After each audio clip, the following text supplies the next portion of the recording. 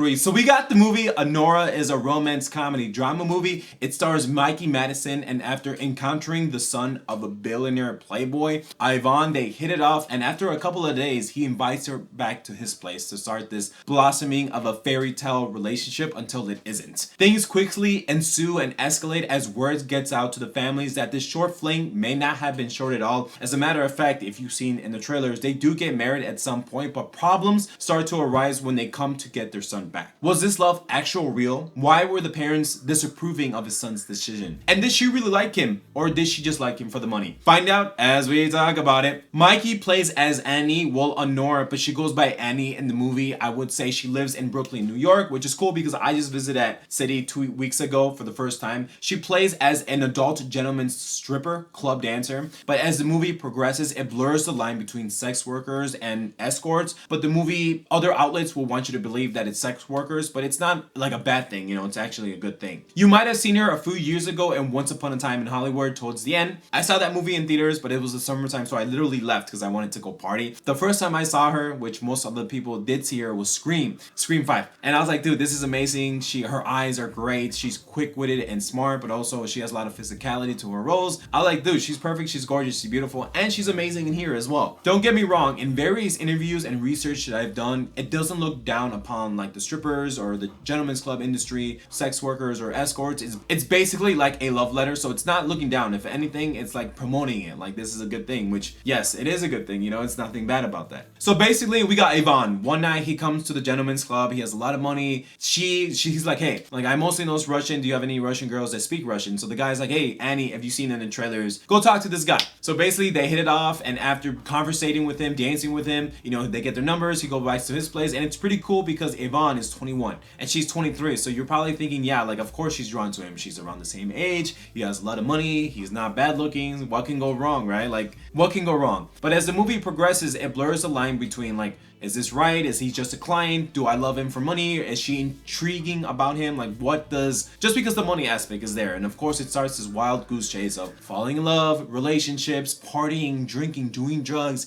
She's meeting his friends. She's staying over at the house more. He's connecting her more, you know, the New Year's party. So the first half is that. And of course, if you've seen in the trailers, they do get married. So it's like, all right, cool. You know, it's the first half of the movie. It's amazing. It's sexy. You know, they have a lot of sex. And of course, as a guy, I would want that. Of course I would want that. Of course, Mikey Madison is gorgeous. Like, who wouldn't want that? I mean, that was why I was intrigued in the first place. But it also shows that she's also intrigued by him. Does she like him just because of money? Or is there something more? I mean, she does say yes. Of course, if you've seen in the clip, you know, she's like 3 carats. And then he's like, what about 4? So I love the accent that they played. And I also love that she's kind of hustling him a little bit throughout the scenes of the movie. But also, he's flying her out. They go to Vegas, you know. So a lot of people would want to see themselves, especially the first half. However, the second half changes at a pivotal point, at a concrete moment, because basically we get introduced to new characters that changes the dynamics of what's going on. Yes, you never get the sense that it doesn't leave the eyes of Mikey Madison. The camera is always at Mikey Madison. You see her at I love her physicalities, especially in the trailer scenes where she's trying to fight these guys. She's scrappy. She always defends herself, basically in terms of verbally and physically. She uses everything in her environment to fight. But the second half of the movie changes into a wild goose chase that is kind of comedic at times as well, because without spoiling to you, I love the first half. I loved it because I was like, dude, I can see myself in this movie. Even though I appreciate the second half, it kind of changes in terms of the tone. Yes, it's more comedic and it's not about sex and relationship. It's the cause and the result of what happened in the beginning that made this the second half. That sounds really weird if I'm not talking about in spoilerish forms, but please just bear with me when you see the movie.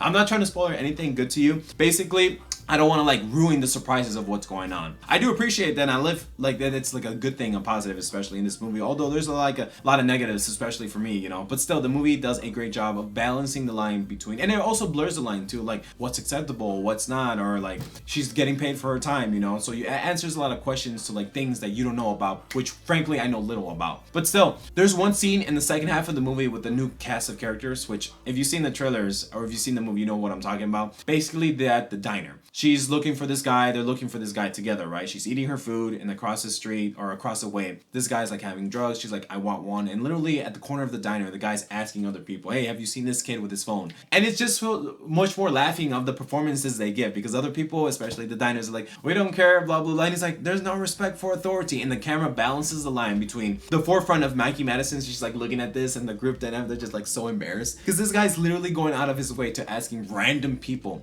have you seen this kid? Have you seen this kid? And still, Mikey Madison, she's like, oh my god, what have I gotten myself into? Yes, it's comedic at times, but it's like, dude, it's just like a wild goose chase, and it can be so taxing, and you feel that as with the audience, because it's like 2 hours and 12 minutes or 17 minutes, you know. So you feel that with the audience, like, damn, this is drawn out. This is exhausting at some points. The rumors are true. Neon does it again, and Mikey Madison delivers an incredible performance. Honestly, this movie is like one of the best of the top 10 here. I still don't know where it comes in terms of the rankings, but we'll talk soon. At the end of the day, I'm gonna give this an A. I thought this was an amazing movie, especially to see in theaters. If you made it this far, I really appreciate you so much. Maybe consider hitting that like button and turning on notifications so you never miss a video. And with that, take care. Bye.